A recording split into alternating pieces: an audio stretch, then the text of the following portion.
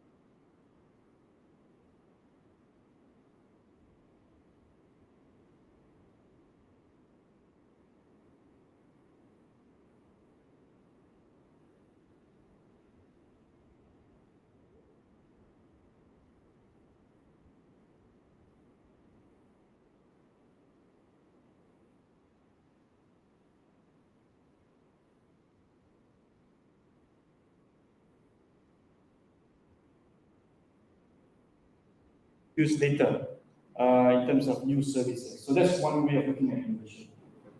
An act of actually introducing new things and to be adopted by a lot of people. Drucker says that entrepreneurs innovate. Innovation is the specific instrument of entrepreneurship. It is the act that endows resources with a new capacity to create wealth.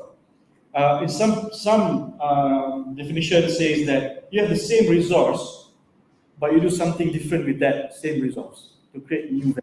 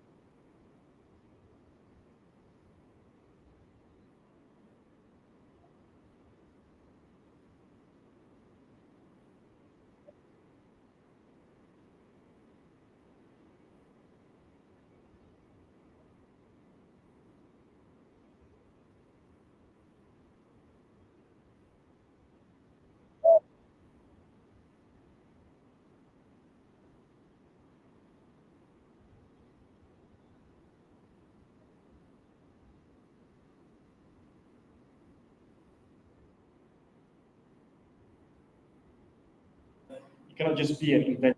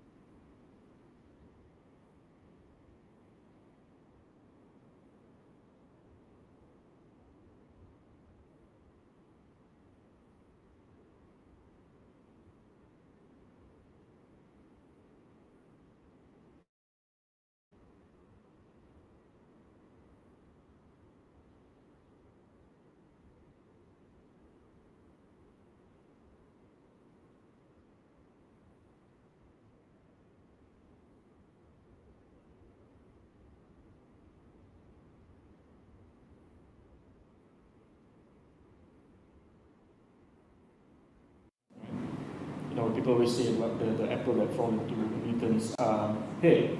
Aha, that's an idea. Well, actually, if you read the history of Newton, he's been working on so many things. And it's been a long while. That particular event is just a small event in a long commitment of trying to discover science. And innovation happens when people are free to think, experiment, and speculate. It happens when people can trade with each other. It happens when people are relatively prosperous, not desperate. And I put an asterisk there. There's something that I would like to say about that point. Ha-Jun Jiang is one of, he actually authored quite a lot of national bestsellers. He was here at USM, I think 2 or 3 months ago, introducing his latest book. And he mentioned this in his talk as well. One, if you bureaucratize innovation, it will slow down. I need to say, if you try to regulate, you put lots of layers of bureaucracy, you will actually limit people's innovative spirit. But he also mentioned something that is pretty similar to what Ridley mentioned, which is, he said that in Sweden, there's a Swedish motto that says, secure people there. Professor Ha-Jun Jiang is an economist, so he's talking about how a country can be innovative. And he says that, to him, during his talk, there are 3 components, which is 1, it should be a welfare state or subsidized. Basically, there must be some kind of support from the country. And second, it has to be some kind of protectionism from external markets. If you look at us in Malaysia, for example, he gives the example of Hyundai, the car maker, where there was a period where the Korean market, the Korean government actually forced Koreans to buy the car, don't buy any other cars. and then that car actually improved in terms of quality. It's pretty much the same what we experienced with Proton. Although, Hyundai progressed, Proton seems to be stuck with that kind of protectionism. And also limited liability in the sense that there must be some policies that are, in a way, friendly when your idea doesn't work. So people are more accepting of change and more entrepreneurial. So if you look at those two, basically they are saying something about the environment and policies as well. But with regards to people who are relatively prosperous and not desperate, and I'm trying to understand whether, and also secure people there, I have to say that sometimes during, in terms of conflict, in terms of World War, for example, there's a lot of innovation as well. But fortunately, World Wars are rare. So in most cases, it is people who are in a very, in a way, comfortable zone that can actually innovate. Okay? Right, so based on those two points, I think I can summarize that first you have the right people, and then you have the development. The development part, the process or environment, should contain these elements. One, you have to be patient and you have to persevere. Second, you have to trust. You have to have some trust in terms of empower. You have to empower people, and there should be some safe environment for people to experiment and fail. And the fourth, in terms of support, funding and policies. So those are the two elements for today's talk. I've actually mentioned all the formal things. Now, before we get into the to what has been happening here in USM, I always think that if you want to do anything, you have to be exemplary. You have to walk the talk first. If you expect our students or staff to be innovative, if USM expects our students and staff to be innovative, we ourselves have to be innovative first.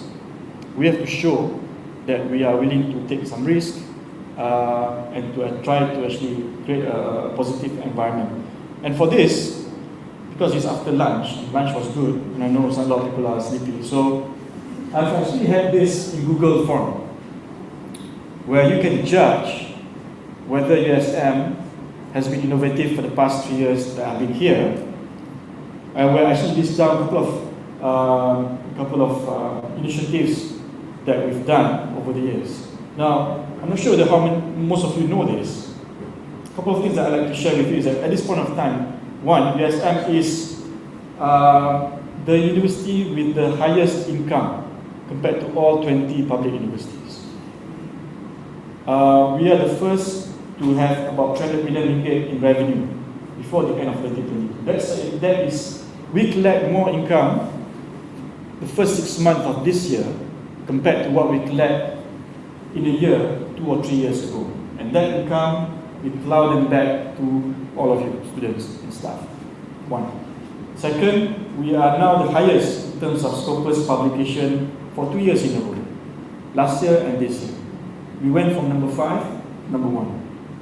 We went from number 9 overall universities in Malaysia in terms of international student intake to number 1 for 2 years in a row as well. We went from number 4 and number 5 in terms of postgraduate intake to number 1 for 2 years in a row for postgraduate intake. And I think in terms of MIRA, those of you who know MIRA 1, we are now number 1 from number 5 among all research universities. We are the top 3 research university in terms of students preferring to come and study with us. Some of those impact were probably driven by this step. So if you take, let's say, about 3 or 4 minutes, we take a break and you can actually do your Google form feedback. I would actually be extremely appreciative. Is it there, the QR code? Yeah, you can scan the QR code and you can look. I've actually put this in the slide as well, all those steps.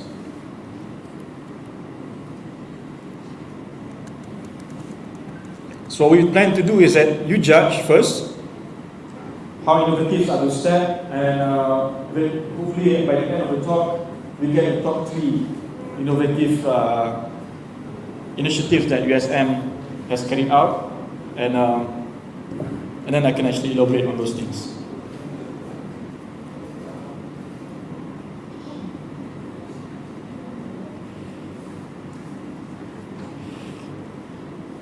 It's not an exam or anything, so don't treat it like an exam. I see some very serious looking faces as well.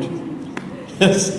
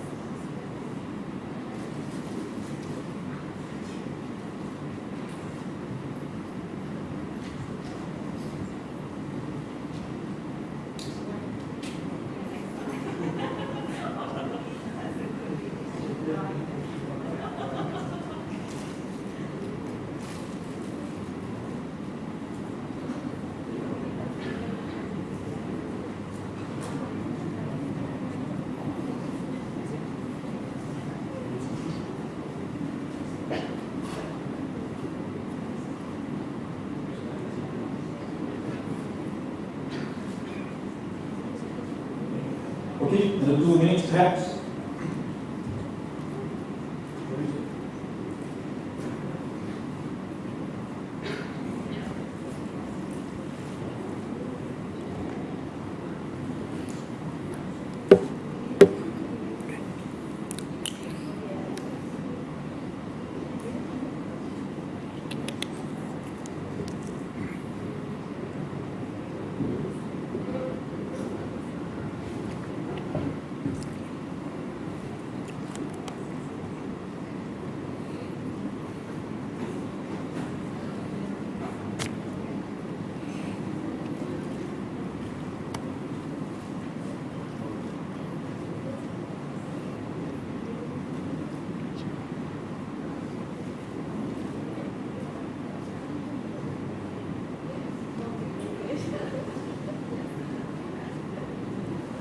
Okay, so I'll continue in case we have any questions. So first and foremost, looking for the right people. I think you've seen this in a lot of social media, right? This diagram. I like this diagram. It captures what it's supposed to impart. So the right people when it comes to innovation is that we're looking for those who can connect the dots. It's not just about massing data or information, but also how to connect. In fact, when you do your studies, I think some of the most successful PhD or master's thesis has to do with not just putting in that report and doing the work, but also having a good narrative in terms of why is it impactful, why are you doing this, right? In the larger context. I was talking to some of the academics just now. As part of my job, I have to interview people to join USM, interview for promotion. And one of the things that, I tend to take the kind interviewer approach, where I want to make sure that people are relaxed first, have a say, how do you feel, how do you, calm, banter a bit. And then the next question we'll ask is, please tell us about yourself, right? Even though it's a very simple question to start an interview for associate professor, tell us about yourself. You'll be amazed how many people actually fail to answer that question.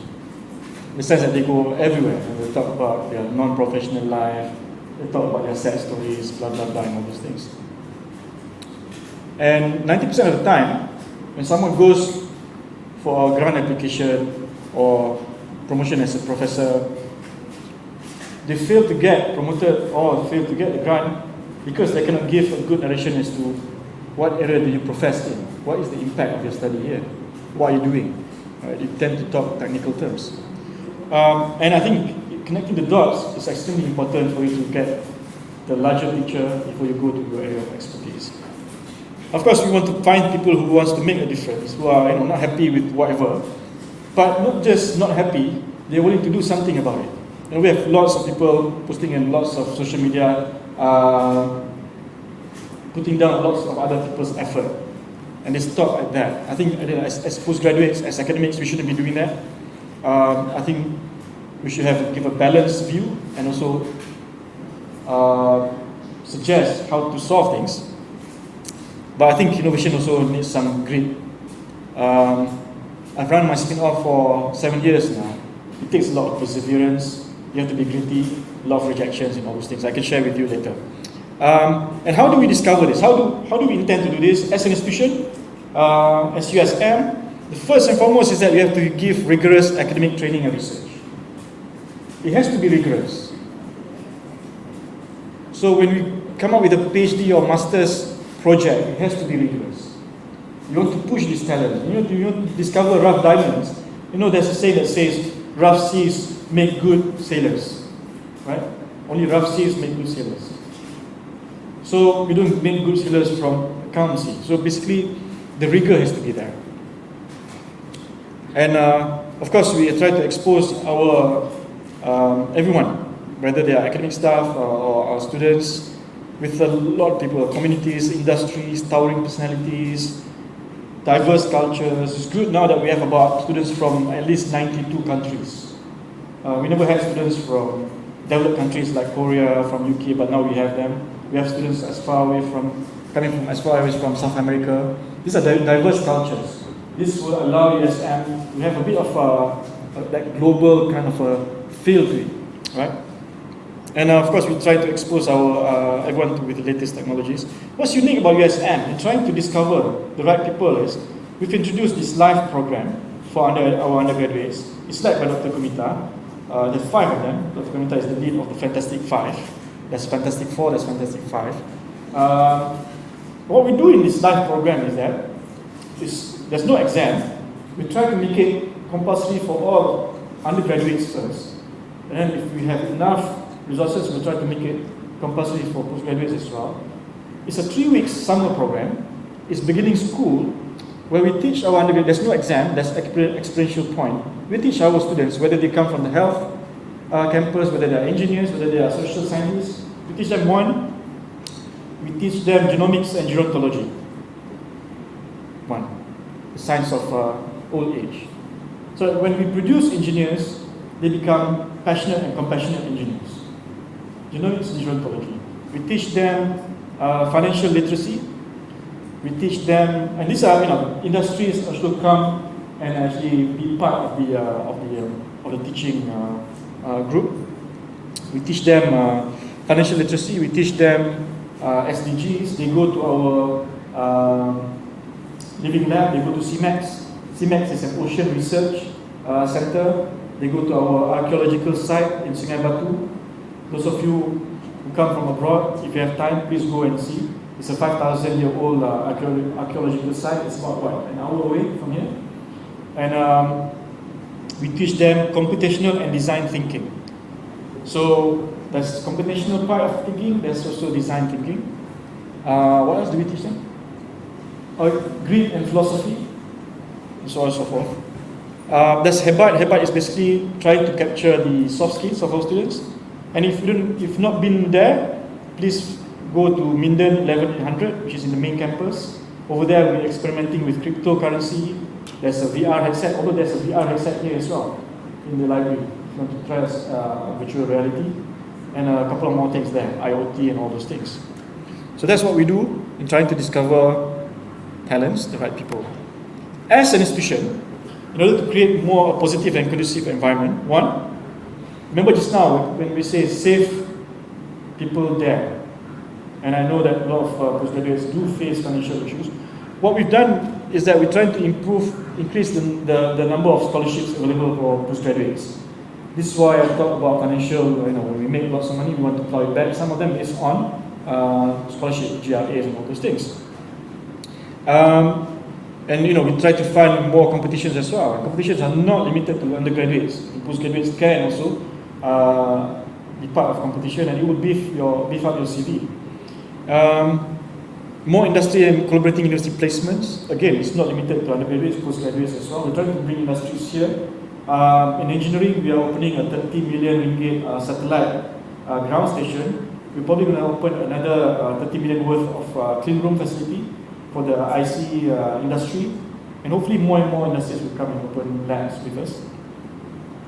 We're exploring dual PhDs and degrees as well with Queen Mary and other institutions. And there's this special budget initiatives where whatever money we have, we invest back on programs and also on our students' experience. USM is the only university that did gig economy hiring. Gig economy hiring is basically we hire experts on freelance basis. So these are ex-directors of hospital, these are people who actually have successful business people who come to USM to teach and also to guide and perhaps to co-supervise as well. So these are all, again, accessible to postgraduates. At this point of time, USM has the largest number of promotion track for our academics. Simply because we want to make sure that academics can do what they're good in. We have a track on research, clinical, teaching, leadership, performing arts, humanities, I don't know what else, probably that. Basically, we're trying to say to our academics, if you want to be good in something, just go ahead and be good at that, and make sure you bring along your students as well in the journey. Okay, so those are in general. I think USM is also the most aggressive when it comes to the pitch project. What is the pitch project? Pitch project is we give ideas up to 10,000 ringgit for you to realize the idea. It can be from academic staff, from non-academic staff, from postgraduates, from undergraduates as well. And if you are successful in the pitch project, you can then form your own spin-off or start-up company, where we give up to 50,000 ringgit. And USM only take about 20% cut from that 50,000. Now compare that to other universities. I formed my spin-off with UC Malaya. UC Malaya gave me 50,000 ringgit, but they take 80% of the company. We just have 20%, myself and my co-founder. We purchase our shares. Now we own 80% of the company. But in USM, we say up to 50,000, we take maximum of 20%. You can own the company and go out there and actually raise funds. For the pitch project, we have now 8 successful projects, 10,000 each. At least 3 of those groups are from postgraduates. One postgraduates from the School of Languages, international postgraduates by the way, who are actually design chatbots to help in conversational Malay. So you want to converse in Malay, that chatbot will converse with you. It's not the formal Malay language, it's the conversational one. So we fund them 10,000. Hopefully they get successful and we can actually give them to start their own company. At this point of time, we have about 22 spin-offs. One of the spin-offs was formed by undergraduates who have now graduated, but they secured their pitch during their undergraduate times, and now they have spin-off the company. At least one of our spin-off in engineering actually has made about $1 million in terms of revenue in the first year of operation. And I think there are some of our colleagues from the health campus. The health campus has quite a lot of people with a lot of innovation as well. We're trying to fund those companies as well. And so this is an invitation to all of you. I saw a list of all the title of your project that you've presented today, I think. 9 suku already. From 9:15 to 11:15. There's another one after this talk. If you have one eye on what would be the commercial prospect of it, that would be great. Because I think USM wants to hear that. USM wants to fund that as well. And of course, we created the bricks and the nest. These are all physical facilities in the main campus. Hopefully one day we can bring bricks and nests here. Nest is basically for incubators. If you have a pitch or startup, you can use that space to engage with potential funders. Well, one of the spin-off has already have external funders also. All right, almost done. So this is again on talking about the gradual process. I tried to actually summarize the context, the perspective here, in the sense that when it comes to undergraduate, our role in USM is mainly on social mobility, for example. We have to make sure that they get jobs and all those things. And those are the kind of their concern, the self-discovery. It's a lot of data, but there's no real insight. And once you become a postgraduate, I always tell my students, when you embark on a postgraduate, it's not just an academic exercise. It's also an exercise in character building. Your character should improve once you've done your PhD, in terms of resourcefulness, patience, and so on and so forth. And whether it's still a journey of self-discovery, but you've now in a position where you can contribute to knowledge. You will become an expert in your field. The dynamics between supervisor and postgraduate will change. First is supervisor and student. Halfway through, you become colleagues. At the end of the PhD, we are at the same level. And you actually progressively build your own personal brand. Of course, if you are already an influencer in TikTok, then you have a brand already, right?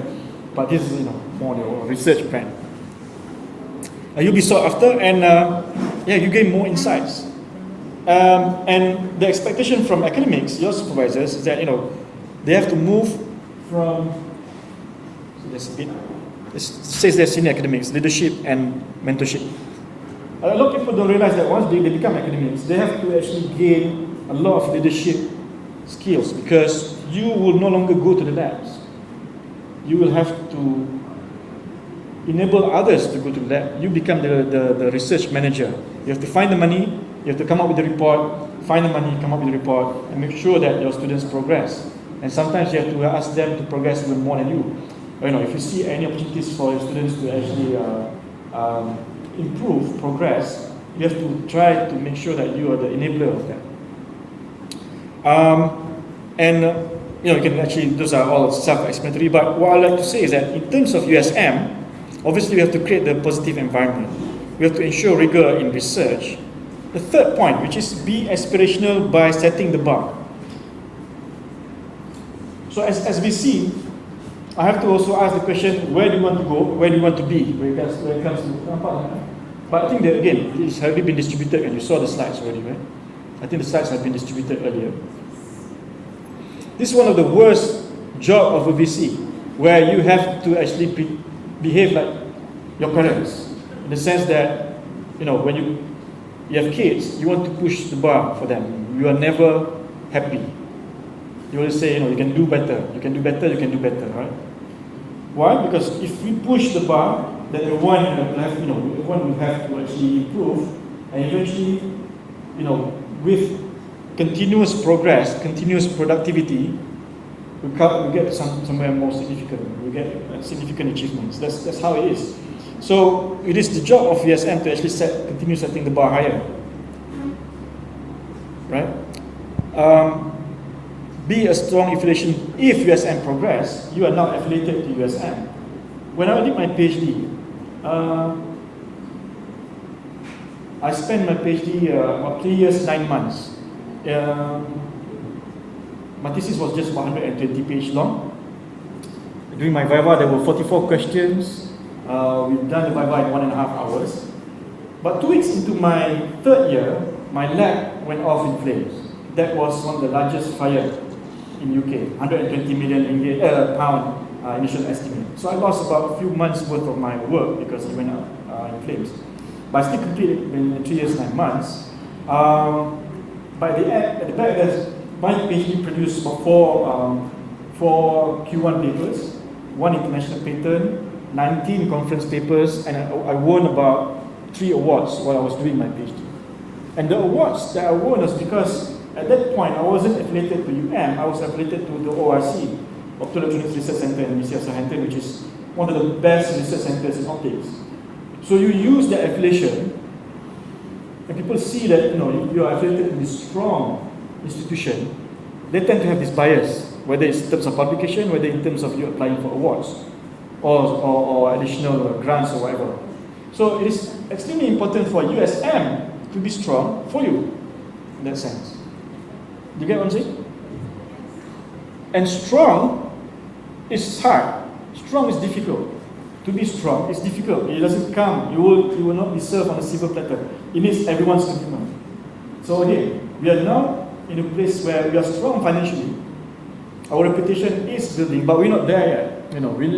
We have not arrived to a point where when people look at submissions from USM and people say, it comes from a very strong university. That's 50% of your problem solved when it comes to publication. I'm guessing the bias is still stronger with UM, for example, because UM has, rankings higher, UM has a reputation. This is just, again, we're dealing with human beings and that's how it is. Right, so there's always proxy in terms of how to track your progress, and these are all of them. This is just in terms of tracking progress. Why? If you look at this curve there, the one on top, what I'm trying to say here is that if you're continuously being productive, you're continuously working hard, then with the change of role from being a postgraduate to being an academic to being a senior academic, there's this increasing trend to drive innovation. Somehow, if you want to be excel in what you do, you will be put in a position where you have to continuously innovate in order to continue to progress. And that need to innovate comes with seniority. The more senior you are, the more experienced you are, the higher your personal branding is. And it comes with higher responsibilities. As you progress, you will take on more responsibilities. Somehow or other. It will come with all the challenges that you face with increased responsibilities and also expectations as well. And you need to increase in terms of your skills, your adaptability, and of course, your altruism as well. You do it not just because of you, for others now. You are in a position to offer help to others. So, as I said, innovation is not just on commercialization, it's all the things. You have to be innovative in running an institution like myself as well. So that is there. And these are all the opportunities for you when it comes to grants, pre-commercialization grants. You have the TED 1, TED 2 and SRF, and you have Dana Commercialization Fund under Meranti. One of the things that I did before I left ORC was I attended my supervisor's undergraduate classes because I know I'm going to teach the same subject. One of the things I discovered is that if you want to get people to join your research group, you should offer elective course, because then you have 14 weeks to convince students that your area is exciting. And it worked for me because at least 4 of my students, my master's and PhD students, graduated from their undergraduate degree from UM in the top 3. They get a CGPA of 3.95 or something like that. They only get 1 B plus in the 4 years they did engineering. If you get those kind of students in your group, you don't have to give any motivational talk. All you have to do is to give them the worst challenges ever. They will take that on and solve that. If you have the best, is when people who are smarter than you work for you or work with you. I've been lucky in that sense. I always have people who are smarter than me, for some reason working with me or working for me, including my time in ESM. And one of the things as well is I asked my supervisors and co-supervisors for their research proposal as well. And their research proposal in the UK was worth about £2 million, £3 million, which is about 15 million ringgit, and so on and so forth. So this again, advice, if you want to continue in your trajectory as a postgraduate, it's not just your research work, but again, get all those resources, because eventually you will go back to your institution and you can make a head start compared to your colleagues as well. Okay? These are reading materials about innovation. Those are all innovation. The last one the science of science, if you can invest, if you see yourself joining academia after you did a master's or PhD, I think this is a book that you should invest in, The Science of Science. I have a bit to show. So that's the content of Science of Science. Basically what is also meant for policymakers as well. Science of Science addresses all this question about why publish, why Q1, what's H index, what's Q index. If you want people who are inventive, at what age people tend to be inventive, at what age people just, are not only inventive, what kind of groups? Do you form new groups? Do you go where lots of seniors in your group? Whether it's stability, whether it's disruptive, all those things. It will tell you all this. It will answer lots of questions when it comes to productivity and all those things. Science for Science. It's very nice read as well. One of the things that was mentioned in Science of Science is this thing about William Shockley, who invented the transistor. He was in Bell Labs, and he was trying to gauge the productivity of the researchers there. And he created this probability equation where the probability of you being able to publish your work is down to the probability of all those. 1, identify a good problem. 2nd, make progress with it. 3rd, recognize a worthwhile result. 4th, make a decision as to when to stop research and start writing up the results. 5th, write adequately. 6th, profit constructively from criticism. This is maybe comments from your supervisors and whatnot. 7, show determination to submit the paper for publication. And 8, make changes if required by the journal or the referee. So if you fail in any of them, the chances of you being published is 0. So in a way, this is a good exercise to see whether you can, nail all these stages as a researcher. It's part and parcel of learning. And okay, so this is the walk the talk. I have about 15 minutes left. So I think I'll end this talk here, and I'll open this for questions. So thank you so much.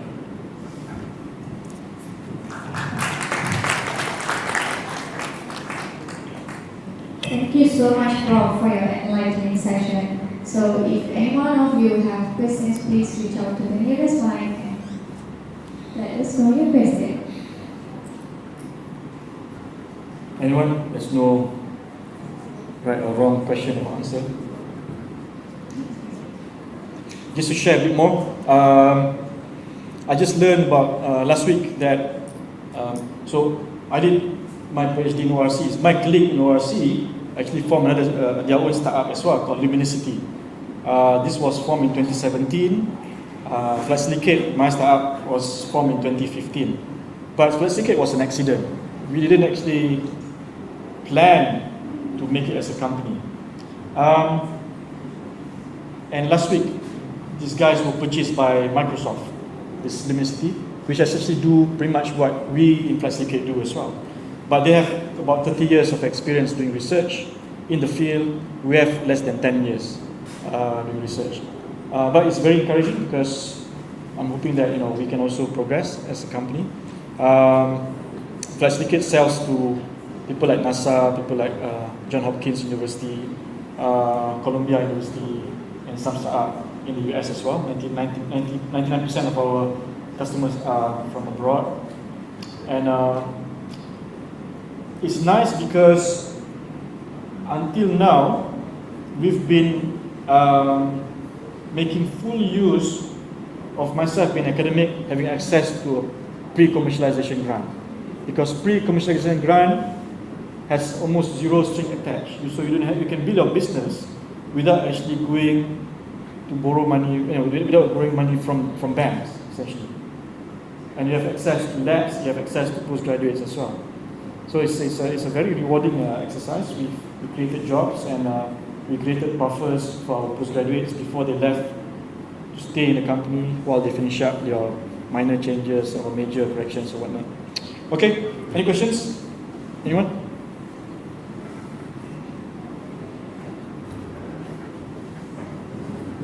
No, sure. Yeah. Yeah, sir.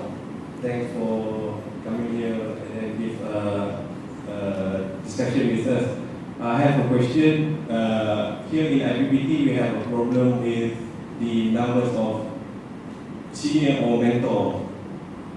So when the new lecturers came Join. back, and then they have some sort of, sometimes they lost because they did a different project during the PhD, and then how they can moving forward towards a better research output in the future. So my question is how we can tackle this kind of problem, because this is what I see activity. Yeah, thank you so much. I don't think the observation is limited to IPPT. I think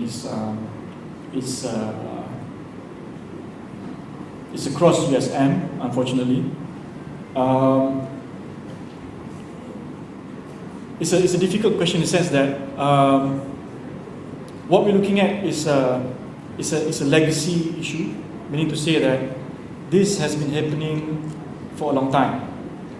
Okay, and I think at the root is in terms of recruitment, who you actually recruit to be an academic here in USM. One, whether you took the right people. Second, people always assume that once you have your PhD, once you become academic, that you are smart in everything. You're not. So when it comes to things like mentorship, leadership, you need the skills. You need the skills. You need the heart to realize that you need to think beyond yourself. And I think again, save people there in the sense that you only those academics who are passionate about what they do, who have the credibility in terms of their area of expertise, can extend themselves to be mentors. So you ask the question is that, so now at this point of time, if we break any of the equation in the sense that one, we took the wrong people in, second, we promote people based on arbitrary reasons, not due to professional reasons. The third, we don't set the bar high. We set the bar so low that anyone can become an associate professor or professor within 5 years or whatever. Then those are all the recipe where you see this. So I think what's the solution? The solution is, of course, one, as a university we have to increase the bar. Second, we have to get extra help in the sense that we have to start looking at co-supervisors and all those things. Third is we have to recruit the right people. And the fourth is we have to put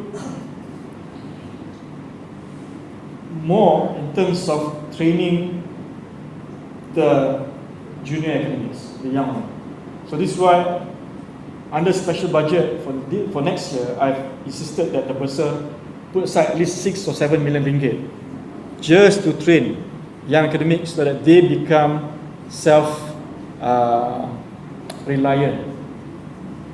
Because again, these things take not just your technical capabilities but also your leadership capabilities as well.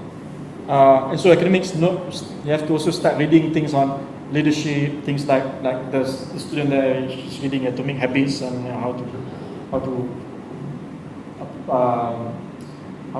start positive habits and all those things.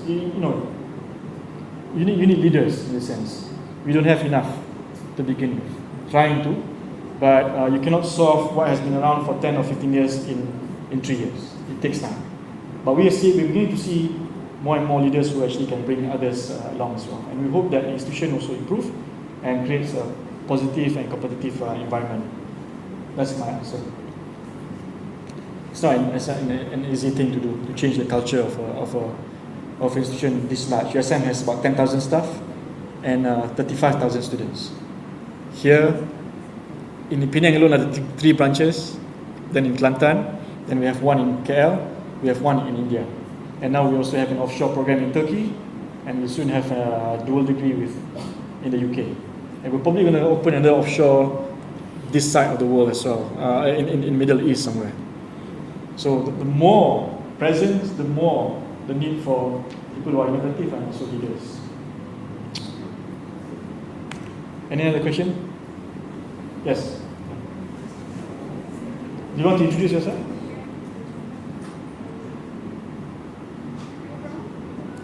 Switch on. Hi everyone. My name name is Sue. I just started my master's degree like 6 months ago. All right.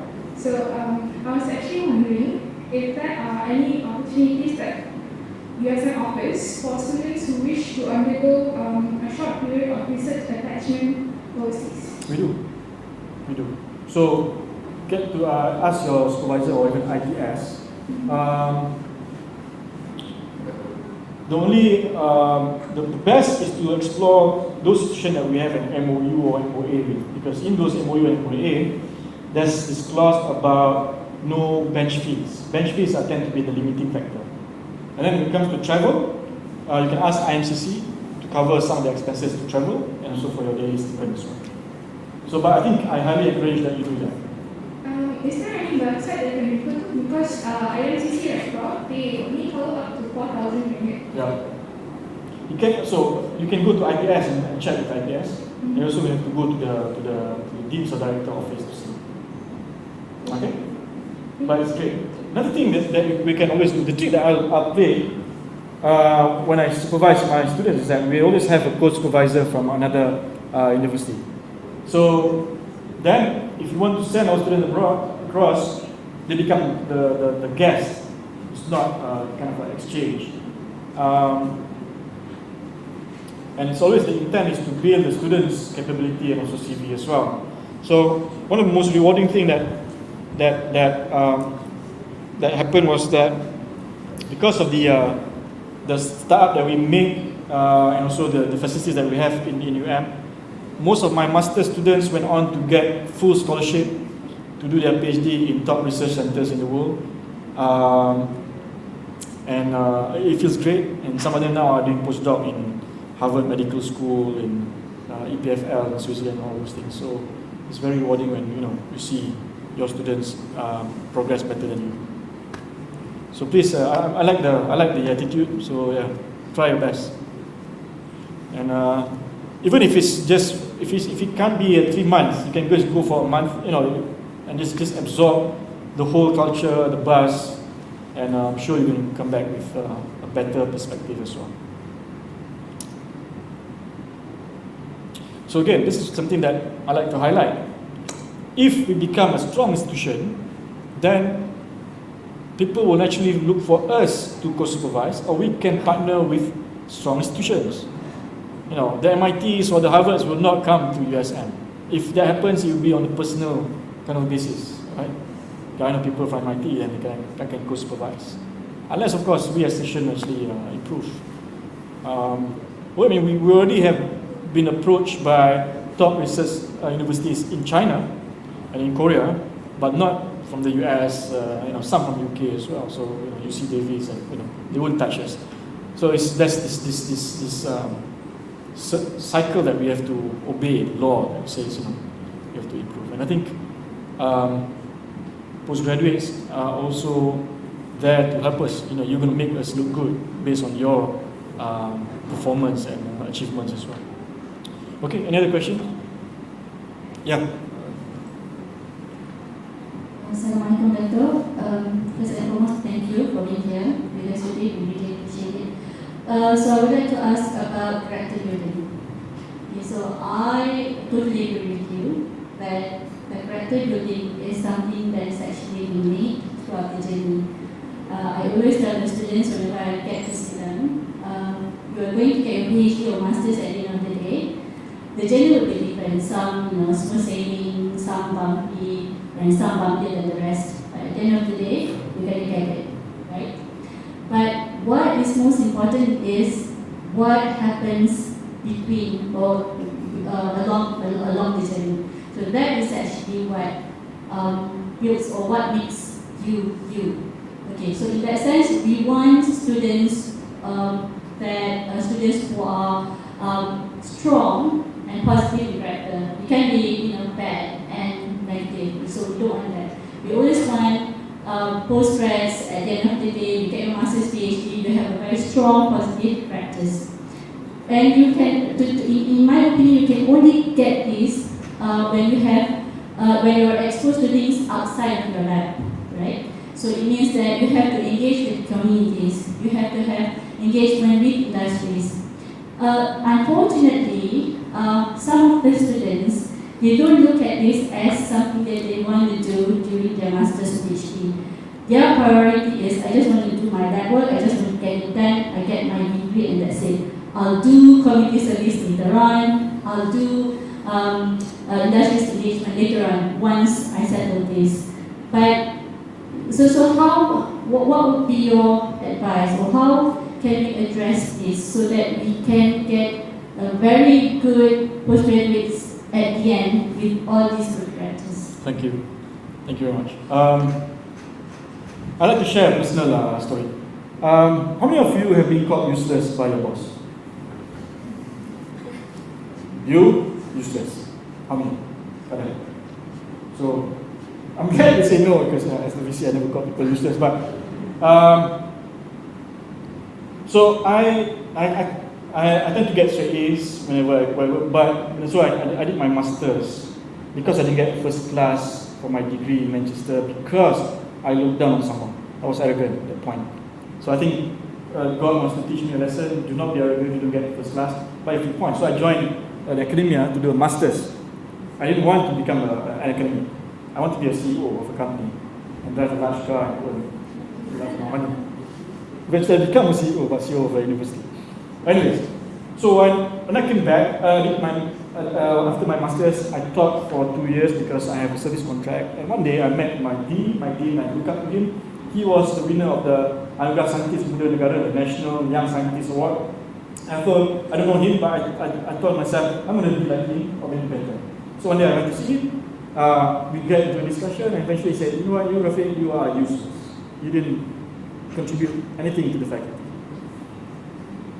So 2 weeks, I was so sad. I was sulking, I wanted to leave UM. But then I came to my senses. I called all my colleagues and said, this happened to me. I want to make sure that you guys don't have to go through this. We have to buckle. And then I went to do my PhD with that in mind. Once you have a doctorate, a lot of people, you can see, once people get a PhD, they come back, the first 2 or 3 months, they have this aura that says, I just got my PhD.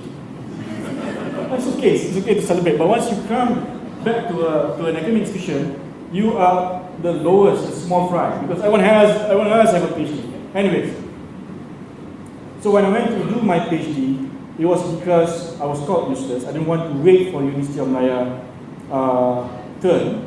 I looked for my own scholarship and I get rejected and interview reject until eventually I managed to secure one. And when I went to do my PhD, I know that eventually I will have to pass that bridge again to be this complete person. And yes, it's true, you can focus on your PhD, but you don't work on your PhD 24/7. You will have time. You'll be tired. I always tell people you have to have plan A, plan B, then only social media. What I mean by that is that plan A is that when you're 100% full on, mentally and physically, you go and do the most difficult problems in your postgraduate studies. But when you're tired, you have to acknowledge that you are tired. You go to plan B. Plan B are things that you do that are still value adding to your study, but doesn't need big mental strength. You can sort out your reference, draw your graph, draw your diagrams, flow diagrams, whatever. Perfect those, because eventually you have to write. Anyway, because I was called useless, I set out to do not just my PhD.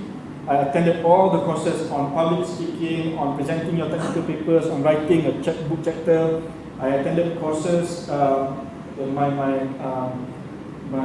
supervisor's undergraduate course. I asked for resources. I do lab demonstration to get the money and also to get the lab sheet, because eventually I have to go back and come up with a lab sheet and all those things. I took the proposal, I traveled, went to conferences, win awards. So when I came back to UM, I hit the ground running. I just want to share with you, I came back with my PhD in 2007. At this point I was DS45. DS45 is Penshara. It's no longer DS45, that's DS51. Came back in 2007. In 2010, I skipped the senior lecturer post and became an associate professor. From the momentum of my PhD, in 2013, less than 3 years after I get my associate professorship, I became a professor in UM. And the same year I became the DVC, Deputy Vice Chancellor of Development. You don't find anyone coming back from PhD in 2007 and become a full professor 6 years after he came back from his PhD, let alone being a DVC. It's all the work, the investment that I did during my PhD. So it's an investment. In the sense that you do it right, it's an investment, you see it later. It's delayed gratification. This is what we teach our students, even our kids. That's a delay. You work hard, expand yourself, get a network, know people, get stuff into your CV, then you will hit the ground running. So of course timing is also important, but I think again it's all about investment, knowing what you have to face eventually. Eventually you have to cross that bridge, one way or another.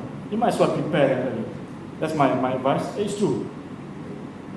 It can be both academic building and character building, but you as the person have to allow yourself to be trained in that sense. You have to be open to all the options. One of the things that I've learned is that, again, humility is extremely important. You have to be humble. Until now, even now, you have to carry yourself. Because I told you just now, I learned humility in a difficult way, and I discovered that if you don't get titles into your head, things can get done easier, and people are more open to you to help in all those things. So yeah, look at it as investment. Plus, some of you dah bekerja pun, have work. You take a break, right, to do this, right? You know how busy work life would be compared to you now with a single role, which is get it done, right? But you know, whatever that you're missing at work, this is the best time for you to make up for it because you have the time. So yeah, and the reason why I shared with you all those opportunities in USM because those are all for you to take, for you to benefit from. Try it. All right. So one more question. Last go.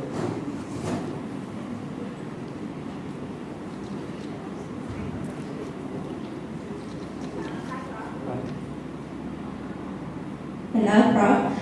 This is a random question, but as we all know, Flexilicate is your company with engineering background.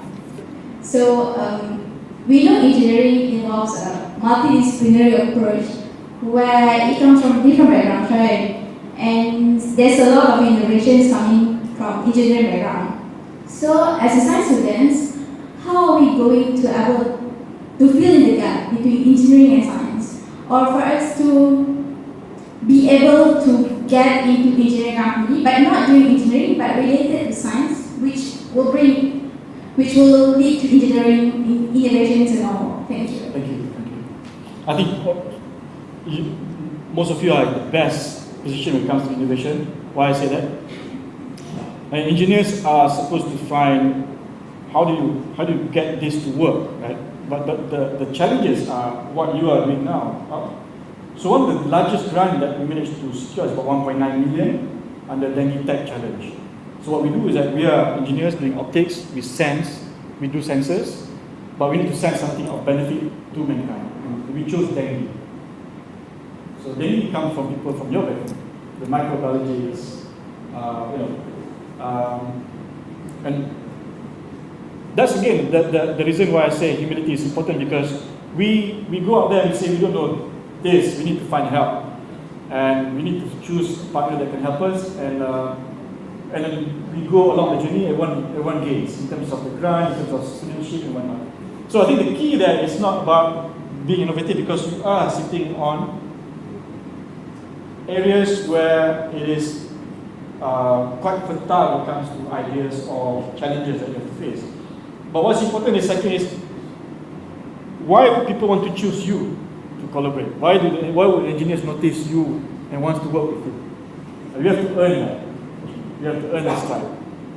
Again, it's down to the rigor of your work, what you've accomplished, and of course, through recommendation as well. So, if you've been a good postgraduate, obviously, your supervisor will say, this person, I work with him or her, and yes, I would like to recommend this person to be in your team. So, and that work on dengue tech, which involved multiple institutions, was very rewarding. We went all the way to clinical trials, but then COVID struck, and then the equipment that we built, didn't work. So we have to raise more funding. We're now at the position where we want to raise more funds for this dengue, which can be extended to malaria, chikungunya, and so on and so forth. But as an engineer, when we learn about the microbiology, how antigens and antibodies can attach to each other and all those things, it just blew our mind away. So again, it's partly network, partly our achievement and attitude, and partly identifying what makes sense. But if I were to propose, I saw your title, right? And as an engineer, I have no idea what these are, right? So like insulin sensitivity between sepsis AKI and sepsis non-AKI.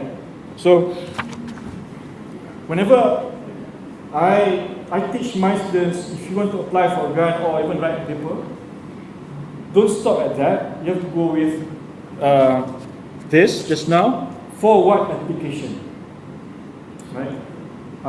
Integrated photonic biosensors for dengue detection. So people can relate to dengue, diabetes, people can relate to diabetes, people can relate to dermatology, whatever. You can play that human sensitivity when it comes to diseases and all those things. You are in there. You are there. Public health, COVID, the next pandemic. So it's the other part. Us engineers yang susah. Because we can say we make the best sensors, but for what? We have to find application for it. Okay? Alright, I think one more.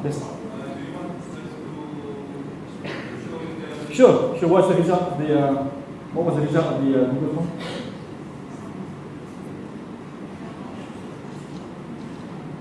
So this is number 1. Oh, do we have a summary? Which one that get the highest vote?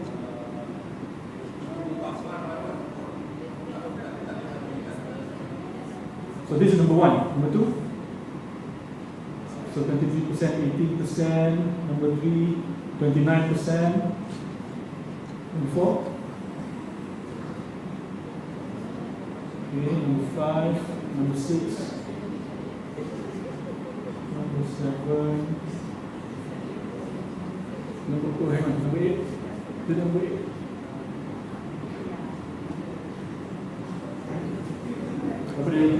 Oh, okay, number 8. Two more, number 8.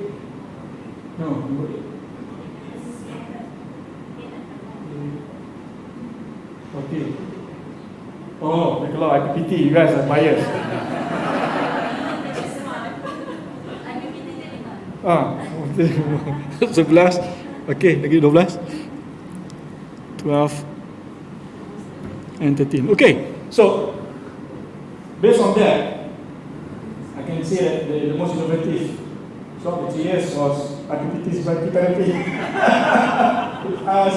Because it was a question to IPPT student as well. So there again, I've highlighted the bias, the bias instance, and this. It's close to home. So again, the whole idea of, you want to apply for grants, collaborate, you have to make it to the point where it's closer to home that you can understand. It takes practice, but inshallah, I think you are work in progress. Hopefully, by the end of the work in progress, you become the completed product.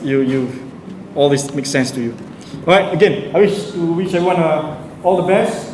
Let's hope for an upset tonight. See the first Arab nation to be in the final for World Cup. I'm sure our Arab colleagues will take one day off. If that happens, and if they win the final, they'll disappear for 1 week. Thank you again for having me, and I hope some of this makes sense to you. If it's not now, in the future, and make sure you have all the slides, and all the best. Thank you so much. I have a question, Prof. Sorry? I have a question, Prof. Oh, okay. Sorry. Sure. Okay. It's so nice to see that you came out of this big challenge when your lab burnt and all your samples, all the things that you were working for 3 years plus, and it shows that there's nothing that can stop us from doing what we want. And my question is, you are a founder and you're a director of Silicates in your heart. If you were to recruit someone in your company, what are the 3 values that you will see first in a person? Okay, thank you. Yeah, we are actually looking for. So one thing is that the reason why FlexiCare cannot grow the way it grew was because I don't go full time to FlexiCare. I want to be here as an academic, and I was given the task to run the SM. My co-founder Rafo is an Iranian. He cannot survive in Indonesia because of the embargo. So he cannot have accounts, so he has left to go to the UK. So now we are actually running our FlexiCare remotely with 2 founders. And we have 3 young engineers.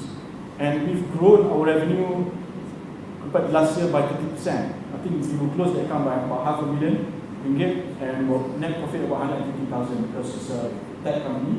The margin is high. So what we're looking for a COO now. And I think the three traits that we're looking at is one, well, it's pretty much the way I recruit students to my postgraduate to my group, where first we interview that person, but the second stage is that we ask that person to go and talk to our postgraduates. And the postgraduates then will come back to us and say, well, this person looks good on paper, but I don't think we can work with this person because the way he or she carries him or herself. So one has to be a people person, someone who can actually work with technicians, engineers, and also funders who can actually, that's the first. People, someone who knows their way. And second is that someone who's not driven by greed. It's not greedy, but the reason why we formed FlexiCare is basically we saw an opportunity and took on that opportunity, and we wanted to create jobs because we want to have a mission. So it has to have a mission building kind of a sense. And the money will come. In a good year, I think one of those good years, I earned at least 40,000 from FlexiCare without doing much. That's fine. But eventually it will come, hopefully get purchased. So exactly it's not driven by greed, but it has ultimate motive. And of course the third is someone who can actually multitask, because when you run a startup, it's a young company. So you are the one doing the technical part, you also have to do some accounts, some quality control, and so on and so forth. So this person has to understand that he or she is joining a startup, should be multitask. And, so that's the 3 perhaps traits that we are looking for. And yeah, so hopefully we find that person. Thank you for your question. All right. Thank Okay, you. all the best. Bye. Couple requests to please stay on the stage. Okay, all right. As a token of appreciation, let's welcome Prof. Madia Dr. Hasni to give souvenir to our Prof.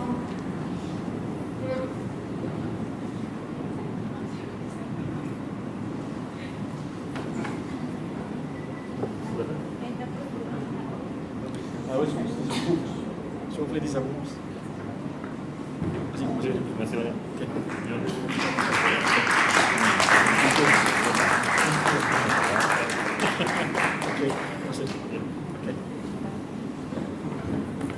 Thank you again, Prof. and Dr. Hasni.